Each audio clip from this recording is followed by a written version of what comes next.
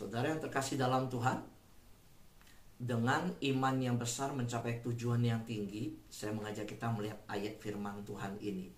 Efesus pasal 3 ayat 20. Bagi dialah yang dapat melakukan jauh lebih banyak daripada yang kita doakan atau pikirkan, seperti yang ternyata dari kuasa yang bekerja di dalam kita.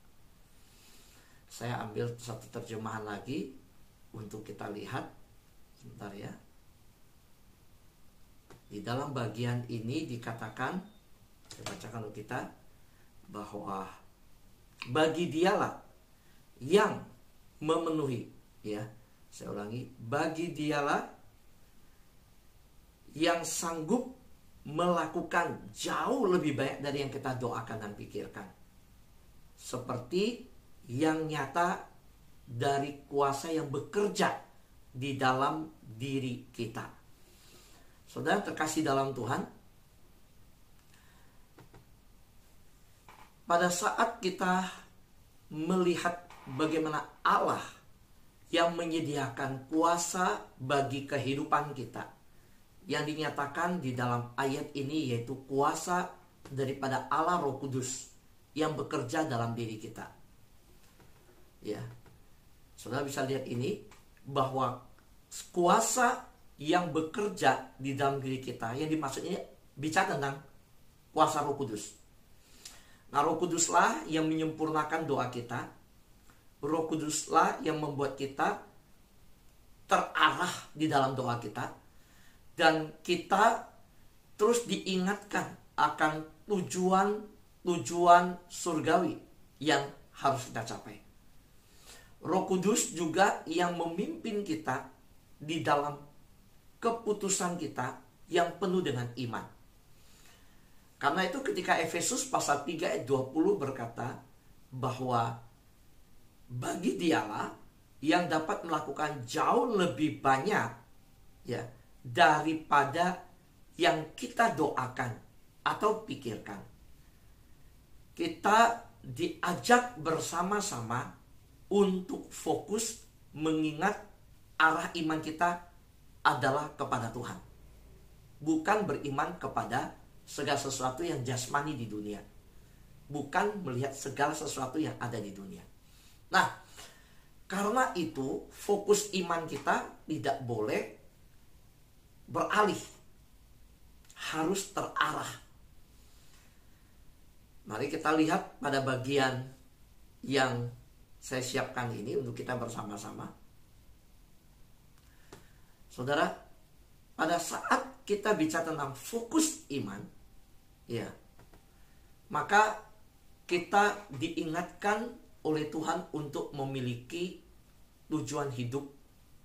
Di dalam seri-seri khotbah sebelumnya tentang tujuan hidup, hari ini saya ingin kita kembali mengingat bahwa kita perlu menetapkan tujuan hidup kita dengan sungguh-sungguh serius. Karena di dalam Alkitab, Yesus sering menyatakan tujuan dari kehidupan pelayanan dia. Alkitab jelas memberikan kita mengetahui bagaimana Yesus yang ketika berjalan harus melalui Samaria. Pada waktu cerita tentang perempuan Samaria muncul, kita tahu ternyata itu tujuannya. Kita tahu ketika Petrus berkata, Yesus, engkau jangan naik ke atas kayu salib. Yesus ketika berkata, saya akan menderita. Petrus bilang, enggak, Tuhan gak akan menderita. Yesus menyatakan tujuan penderitaannya dengan begitu jelas ke murid-murid, bahkan tentang kesengsaraannya. Pada waktu Yesus ditegur oleh Petrus, Yesus marah. Yesus nyatakan, enyala engkau iblis. Nah, saudara, kita melihat bahwa Yesus berkata bahwa makananku ialah melakukan kehendak Bapa. Itu Yesus secara terbuka menyatakan tujuan hidupnya. Sering kita melihat kedatangan Tuhan Yesus katakan, aku datang bukan untuk orang sehat, tetapi untuk orang sakit. Yesus kembali menyatakan tujuan daripada kedatangannya ke dunia. Yesus berkata bahwa aku datang untuk membawa pemisahan antara kambing dan domba. Yesus kembali berkata, itu tujuan dia datang ke dunia. Aku datang untuk menggenapi akan rencana Bapa. Pada waktu dia bergumul di Taman Getsemani, Yesus berkata, jadilah kehendakmu, bukan kehendakku. Yesus kembali memberitahu, itu loh tujuannya. Saudara, jadi kalau ada anak Tuhan tidak memiliki tujuan dalam kehidupannya yang berkait dengan kekekalan, berkaitan dengan kehidupannya selama dia mengenal Tuhan, itu patut kembali dievaluasi. Pikirkan baik-baik, apakah kita sungguh-sungguh ikut Tuhan? Karena Tuhan yang kita ikut adalah Tuhan yang jelas tujuannya ketika datang ke dunia dan ketika menjalankan hidup sebagai manusia di dunia. Hidup yang tidak memiliki tujuan tidak layak untuk dijalankan. Hari ini saya ingin ajak kita merenungkan 3 alasan untuk kita menetapkan tujuan hidup. Mengapa sih penting? Mengapa kita perlu menetapkan tujuan hidup kita? Dan hanya orang yang memiliki iman yang besar bisa menetapkan tujuan hidup yang tinggi. Hari-hari ini mungkin kalau dievaluasi ulang, semangat hidup yang ada, banyak orang menjadi letih dan menjadi lesu. Merasakan bahwa tujuan yang pernah ditetapkan dan mulai ragu bisa mencapainya. Melihat keadaan dunia dan mulai menarik kesimpulan bahwa sebaiknya menyerah. Nah, ini yang iblis mau, bahwa anak-anak Tuhan itu mulai melihat keadaan dan imannya tergoncang. Tapi justru kalau anak Tuhan yang sungguh-sungguh serius dengan hidupnya, apa yang terjadi dengan kondisi dunia saat ini? Makin dia bertumbuh dalam iman, makin sungguh-sungguh. Karena sudah tahu waktunya semakin dekat. Nah, mengapa penting untuk kita menetapkan tujuan hidup kita? Mari kita lihat. Pertama, menetapkan tujuan hidup itu tanggung jawab rohani kita. Itu sebuah tanggung jawab rohani. Kita punya pekerjaan di dunia, punya keluarga di dunia, punya banyak urusan yang harus kita bertanggung jawab di dalamnya. Tapi jangan lupa, hidup kita juga disebut hidup sebagai manusia yang spiritual. Kita bukan terdiri dari tubuh saja, tapi ada roh. Dan sebagai anak Tuhan, tubuh kita pun sebagai bait Allah. Sebab itulah kita punya tanggung jawab rohani. Dan menetapkan tujuan hidup itu adalah tanggung jawab rohani. Saudara yang terkasih dalam Tuhan, jadi kalau saudara tidak memiliki tujuan untuk kehidupan ini di dunia, artinya gini, mungkin saudara punya tujuan target di dalam bisnis, saudara punya. Saudara berkata, saya punya tujuan dalam hal anak saya, studinya, sekolahnya. So mungkin punya tujuan di dalam rencana kerja. Tapi saudara, yang diinginkan oleh Tuhan pada saat ini, kita kembali diingatkan bahwa tujuan hidup kita bukan hanya yang ditetapkan berkaitan dengan yang sementara, tetapi kita punya tujuan yang dimana yang kita kerjakan punya kaitan pada kekekalan. Saudara bekerja, punya penetapan tujuan kerja, tujuan bisnis dan lain. Bagus, puji Tuhan. Tapi di dalam marketplace itu, di dalam penetapan yang saudara buat di dalam perusahaan saudara, pencapaian sekolah, mungkin saudara punya pendidikan, punya sebuah sekolah, ataupun yang saudara kerjakan. Saudara mungkin bekerja untuk orang lain di dalam perusahaan. Apakah yang dikerjakan itu saudara melakukannya punya tujuan rohani di dalamnya? Saudara yang terkasih dalam Tuhan, mengapa penting punya tujuan hidup yang kita tetapkan sungguh-sungguh dan berkaitan dengan kekekalan, berkaitan dengan spiritual?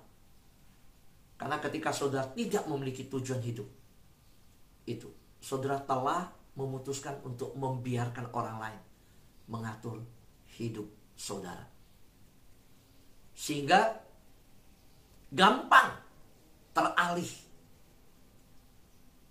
Apapun yang dikerjakan, akhirnya bukan mengerjakannya dengan tujuan yang Tuhan berikan kepada kita. Justru orang yang mengaturnya untuk kita.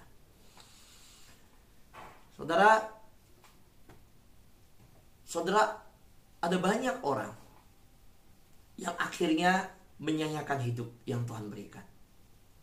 Karena sebagai pengikut Tuhan, tidak punya tujuan yang sungguh-sungguh ditetapkan. Pada saat kita mengingat perkataan Yesus, Yesus bilang, ada diceritakan ada satu orang, Matius pasal 14, ikut Yesus. Yesus, oh guru, saya mau ikut guru. Yesus bilang, ayo. So tahu jawaban dia apa? Izinkan aku kuburkan orang tuaku dulu. Yesus bilang, biarlah orang mati mengubur orang mati. Saudara, kalau kamu tahu kepentinganmu, tujuanmu ikut saya, jangan mau direpotkan lagi, disibukkan lagi dengan urusan dunia. Bukan berarti Yesus gak menghargai ya, mengajarkan kita gak hargai orang tua, salah. Karena hukum Taurat berkata, hormatilah orang tuamu, ayah dan ibumu.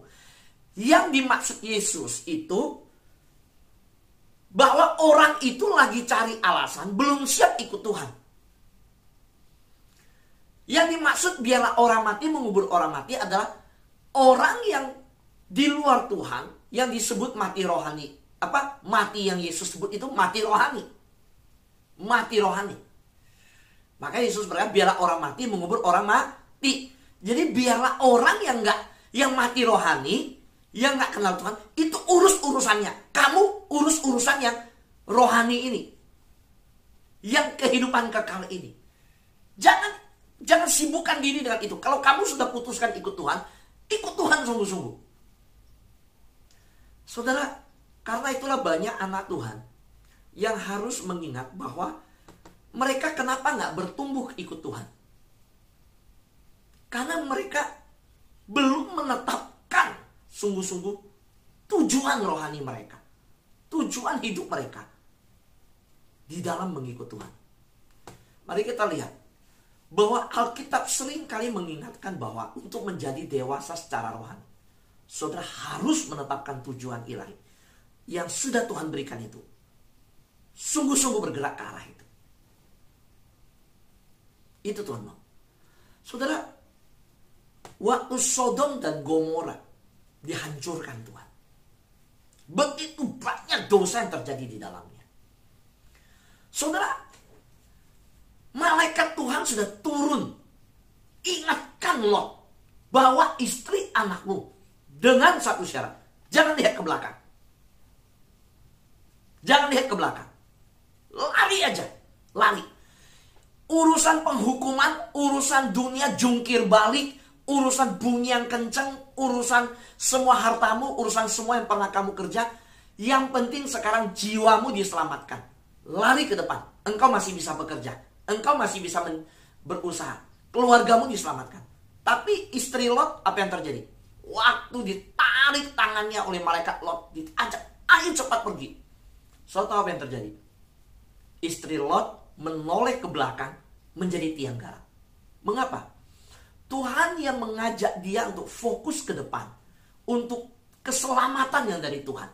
Dia bukan meraih keselamatan yang Tuhan telah sediakan. So, bayangkan itu dijungkir balikan. Soalnya istri Lot itu memberikan sebuah gambaran orang Kristen yang nyebut diri Kristen tapi duniawi. Yaitu sambil berlari ke depan, matanya bukan tertuju ke Tuhan. Matanya, kepalanya lihat ke belakang.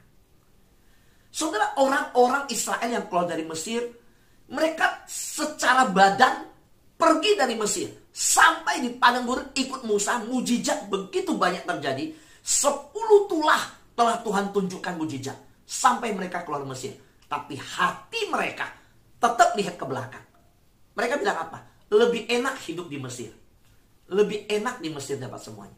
Nah, inilah pentingnya kita ingat kembali. Setelah hari ini Tuhan ingatkan kembali. Kalau kita hidup di dunia, ingat tujuan hidup kita untuk apa sih? Kita mau cari apa, kejar apa dalam hidup ini?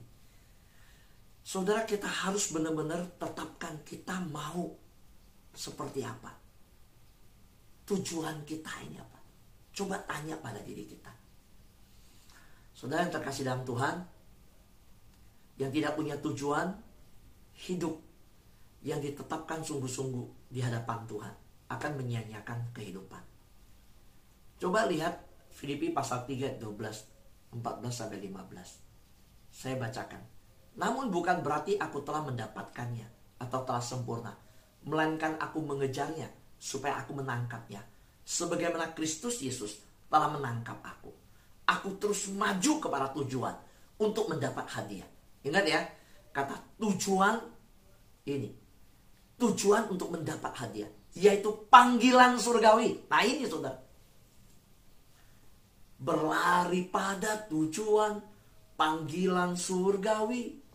Biarlah rohmu menyala-nyala dan layanilah Tuhan. Biarlah rohmu menyala-nyala dan layanilah Tuhan. So, saya lanjutkan baca untuk kita. Ingat ya, aku terus maju kepada tujuan untuk mendapat hadiah, yaitu panggilan surgawi dari Allah dalam Kristus Yesus. Marilah kita yang sempurna berpikir seperti demikian. Jadi kalau saudara sebagai anak Tuhan, pikirlah seperti ini. Jika kamu tidak berpikir demikian, Allah akan menunjukkannya dengan jelas kepadamu. Saudara, Tuhan rindu menyatakan kepada kita tujuan ilahi untuk hidup kita. Saudara, kalau kita berpegang pada firman Tuhan, maka biarlah kita bernyanyi seperti pujian tadi. Biarlah rohku menyala-nyala dan aku mau melayani Tuhan. Karena aku hidup di dunia berlari pada tujuan ilahi, pada panggilan ilahi. Pertanyaannya, tujuan-tujuan yang kita tetapkan dalam hidup ini, apakah punya kaitan dengan panggilan ilahi? Karena ada hadiah surgawi yang kita kejar. Ada hadiah surgawi yang diperuntukkan bagi kita sebagai anak Tuhan.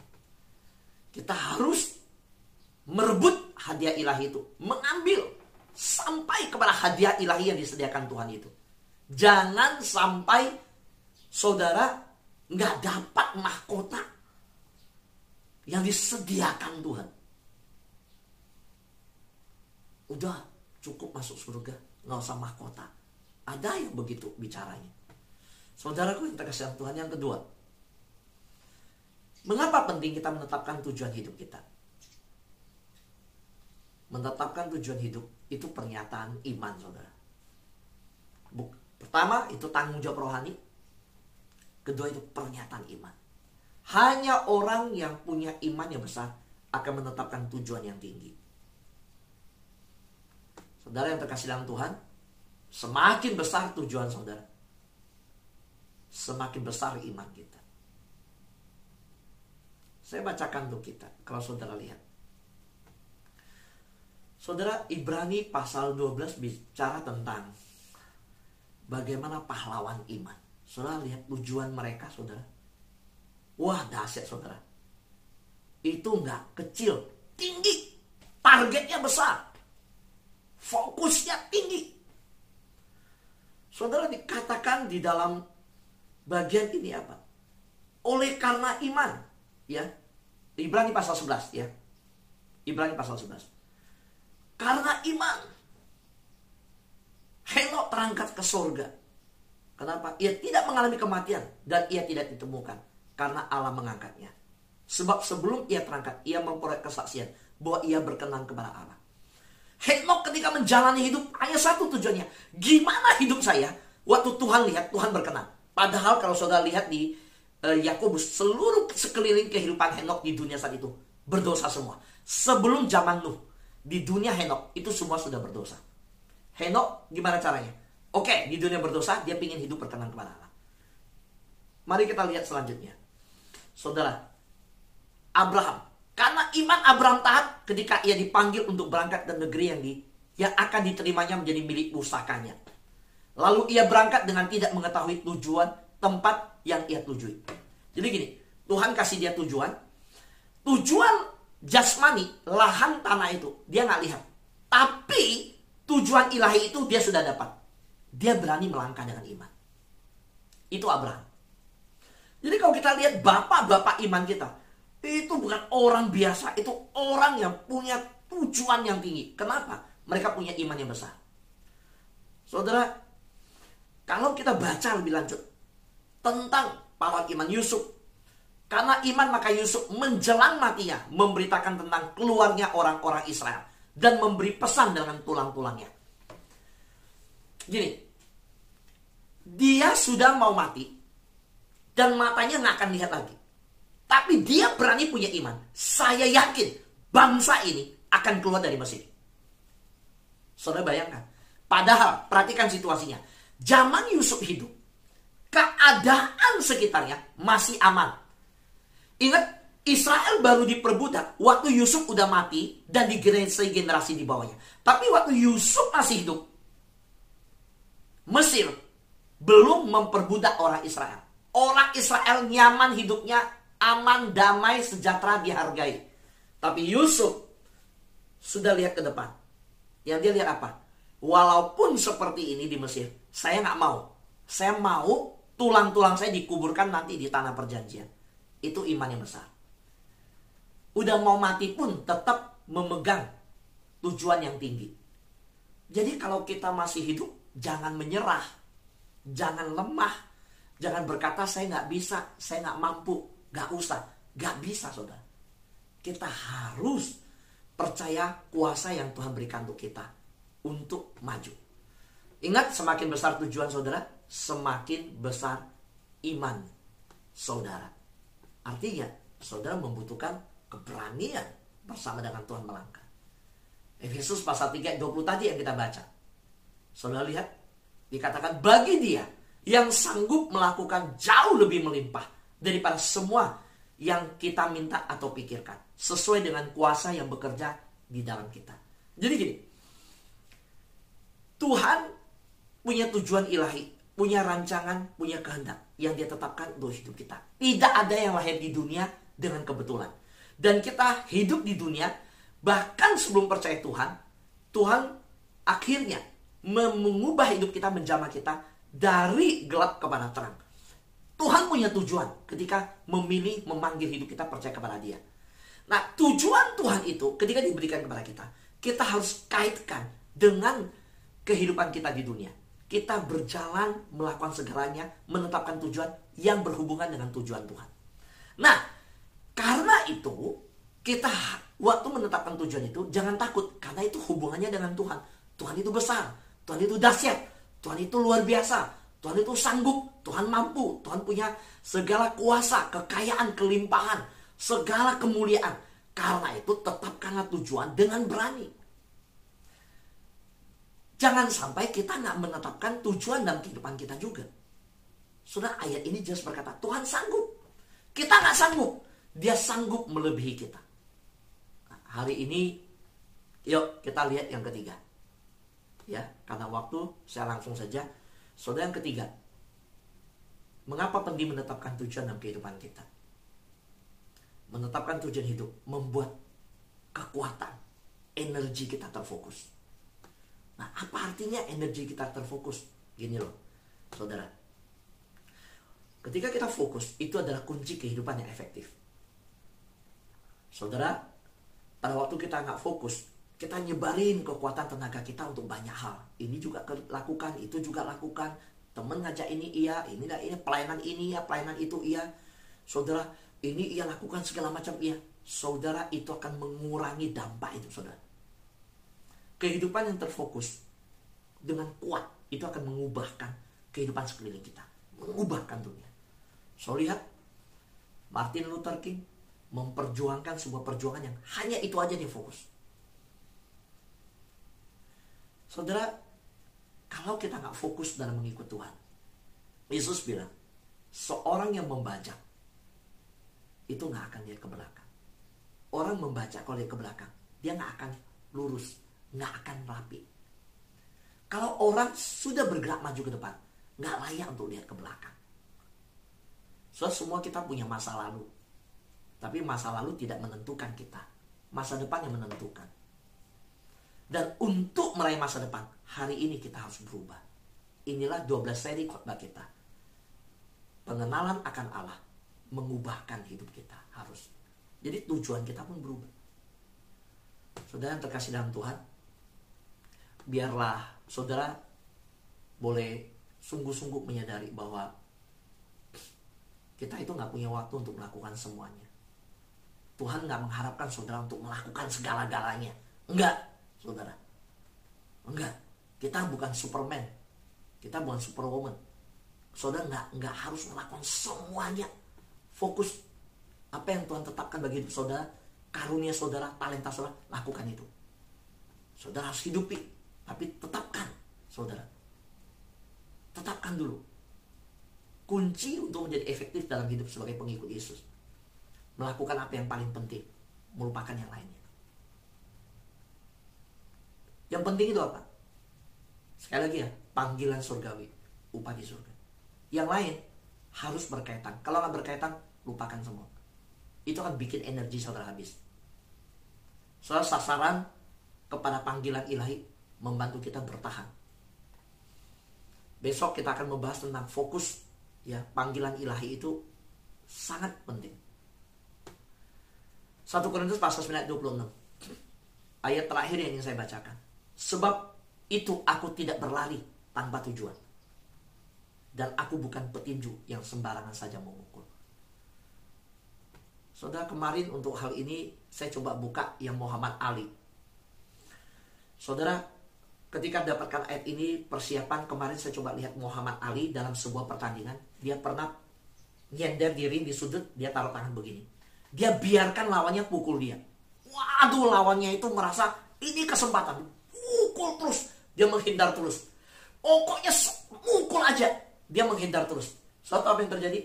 Semua orang itu cuplikan yang bagus. Itu momen dimana orang berpikir Muhammad Ali kalah. Karena dia taruh tangan begini.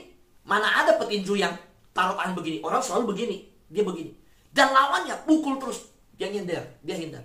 Wah, karena, nah ini yang lucu, lawannya itu pukul aja sekenceng-kencengnya. Kena nggak kena, fokus nggak fokus, yang penting pukul, dia hindar. Akhirnya saya capek. Waktu dia capek lelah, Muhammad Ali langsung pukul. Jatuh saudara, menang. Padahal orang pikir musuhnya akan menang karena pukul terus. Saudara, hari ini kita semua punya kesempatan yang besar Tuhan berikan. Mengikuti Zoom, kita juga habis Zoom, kita dapatkan dari para pengkhotbah, ya, slide-slide-nya, kita juga dikirimkan ulang lagi. Kalau pengkhotbah yang sudah berkhotbah, rekamannya diambil, khotbahnya dimasukkan kembali. Yang rekamannya itu kita kunci, kita tutup. Nah saudara, sudah itu malamnya kita worship night. Kita terus fokus seperti memukul paku ke dinding, terus dipukul supaya masuk. Saya tutup dengan satu kalimat yang saudara dengar dari sahabat doa. Saudara ingat gak ada satu kalimat diucapkan sahabat doa? Pak Fu, 1 tahun lebih pertemuan sahabat doa. Taruhlah 1 tahun. Itu sama dengan 7 tahun pertemuan untuk sebuah gereja. Karena kita kan ketemu pagi, malam 2 kali. Dan tiap hari ketemu. Waktu gereja normal ketemu, itu seminggu paling sekali 2 kali. Pertemuan di sahabat doa, kehadiran, mencari Tuhan, bergaul dengan Tuhan di sahabat doa, itu 1 tahun. Sama seperti 7 tahun di gereja. Waktu saya dengar itu, pertanyaan saya langsung satu hal. Tuhan, kalau sudah 7 tahun seperti di gereja, apakah sahabat doa sudah punya tujuan hidup yang jelas? Sudah sungguh-sungguh dengan iman mengejar tujuan yang Tuhan berikan? Saudara yang bisa menjawabnya. Amin.